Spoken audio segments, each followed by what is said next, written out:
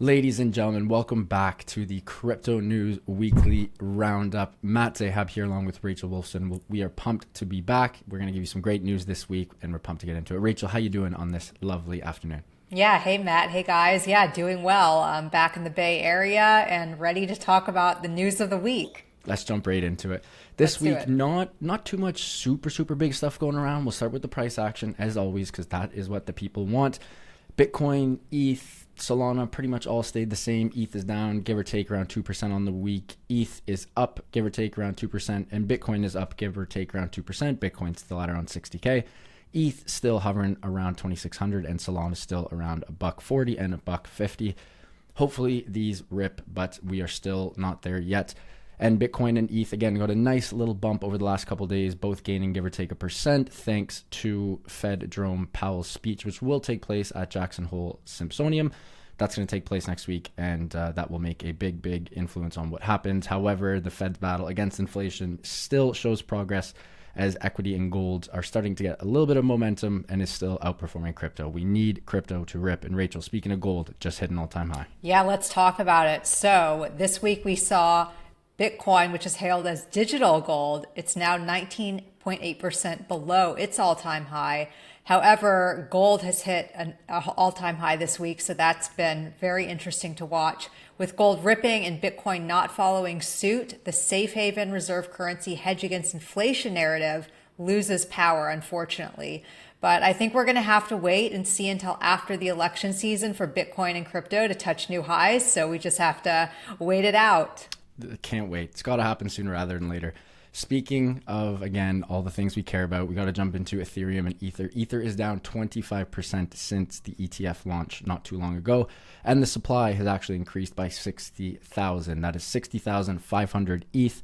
The US Ether ETFs have generated over 420 million worth of selling pressure. Crazy how in crypto you always hear the numbers 420 and 69. It's wild, but they always pop up.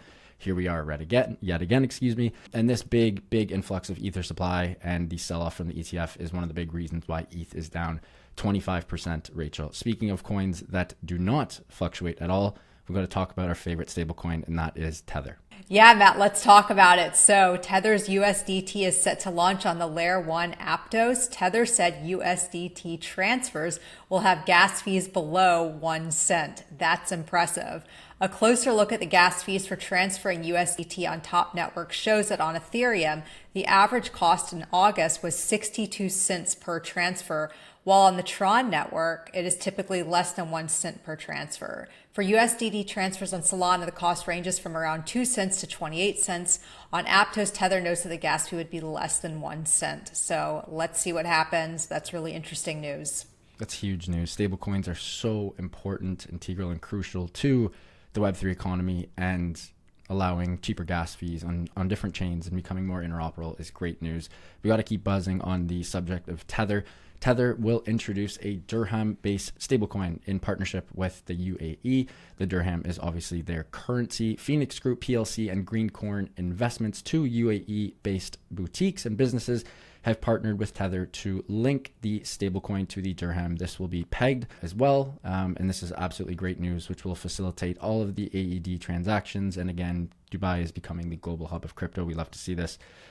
Rachel, more TradFi-ish news popping off. Franklin Templeton, one of the bigger TradFi boutiques jumping into the crypto space, has just launched a brand new crypto product, and it might have the best ticker and name in all of public markets. Yeah, let's talk about it. Easy peasy, right, Matt? Hilarious. It's a great name. So Franklin Templeton is diving deeper into the crypto pool with its latest SEC filing. The asset management giant is eyeing a new crypto index dubbed Easy Peasy.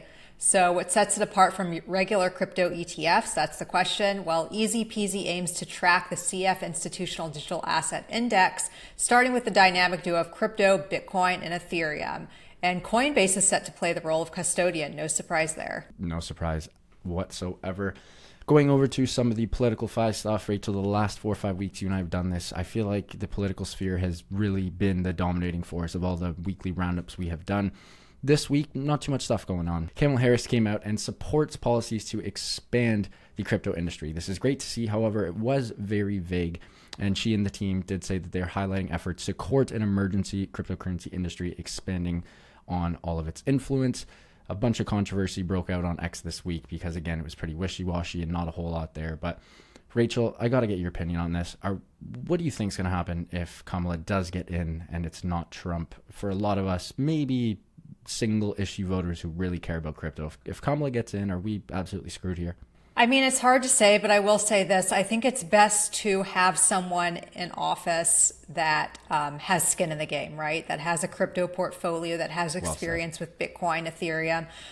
For instance, I spoke with Senator Ted Cruz last week in Texas at the Core Scientific Mining Facility. He has Bitcoin. He mines Bitcoin. You know, it's been said that Trump also has cryptocurrency. So I think really that's just the best answer here. Yeah, well said there. Let's jump to the other side of the pond here.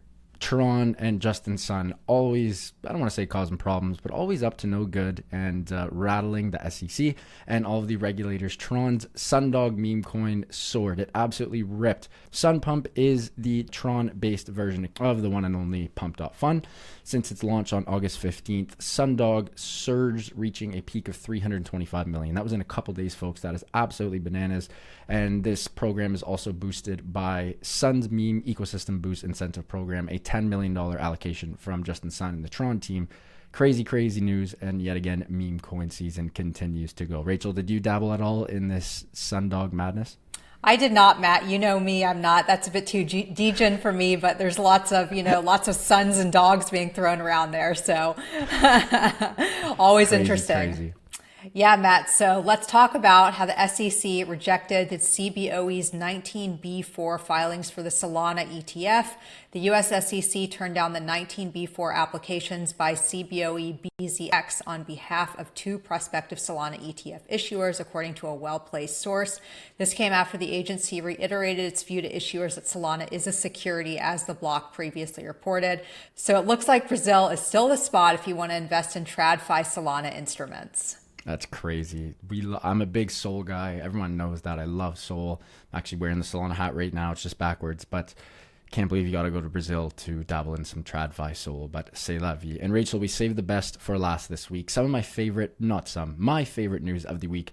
A Colorado church network tokenizes a chapel and raises $2.5 million. The group has tokenized the Old Stone Church. It is a historic 11,457 square foot building in an effort to raise $2.5 million to secure ownership. The group created Stonecoin, which is a digital asset, aka crypto, specifically designed to fund the purchase. I absolutely love this. Finishing off the week with some great news, actually seeing crypto being used for real world stuff. Rachel, how awesome is this?